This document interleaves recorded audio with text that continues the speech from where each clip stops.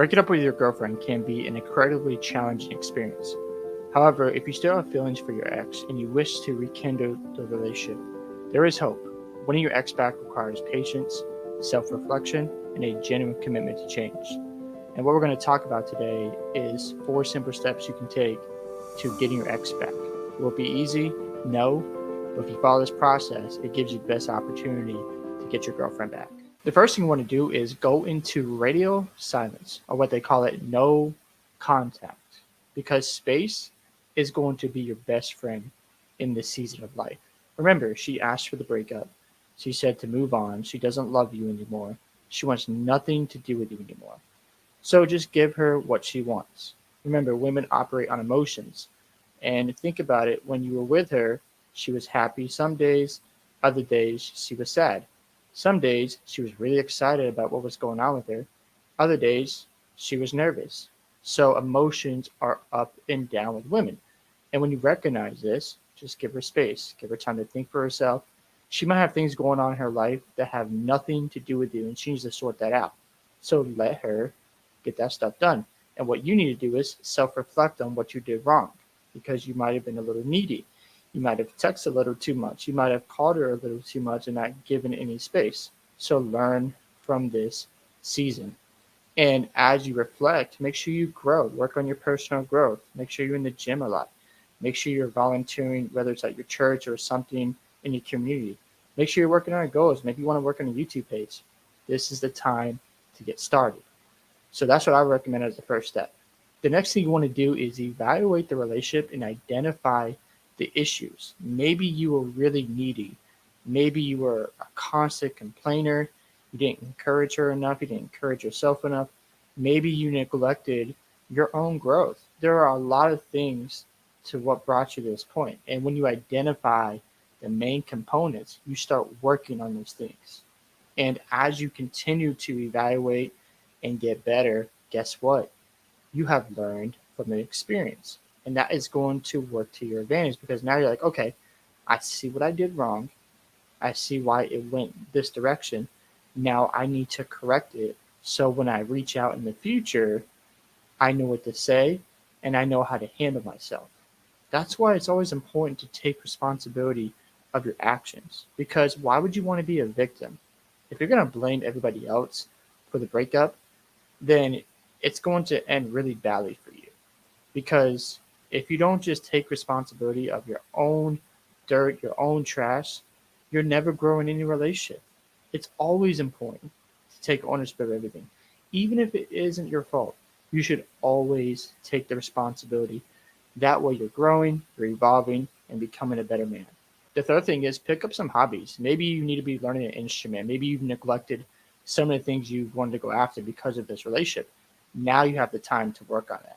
And this is a great opportunity for you to become a better man, because now you get to really look at your life, look at what you want, and really get on your purpose and get on the things you care about.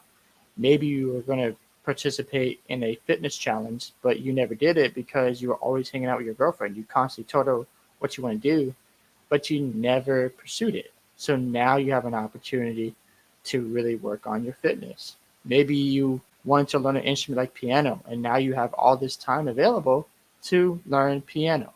So really think about the hobbies you want to learn and start doing them today.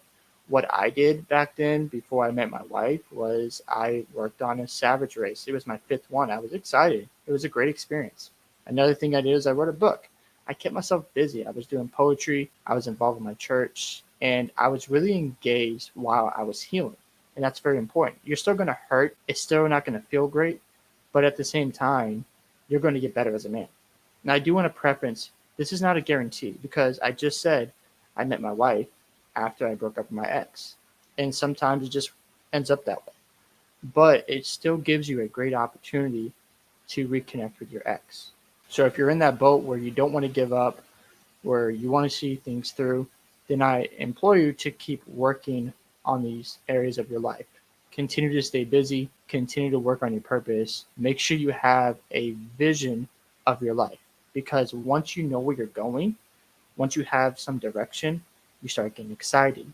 You start getting rejuvenated because you've got something going for you and you're constantly thinking about it and work on it. And that's good as a man. It's very healthy for a man to have a purpose.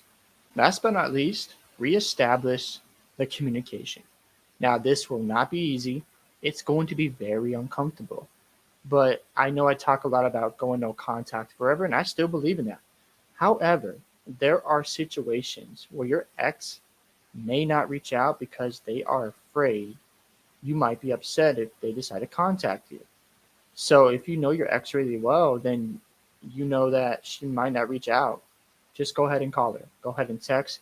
Now, how long would I go no contact? I would go 2 to 3 months. And the reason why you want to at least go to 2, 3 months is because enough time goes by. You're already working on yourself. You figured out some things about yourself. And now you have an opportunity to share those updates with your ex. Now, remember, do not hold anything against her. Do not say, oh, you should have texted me on my birthday.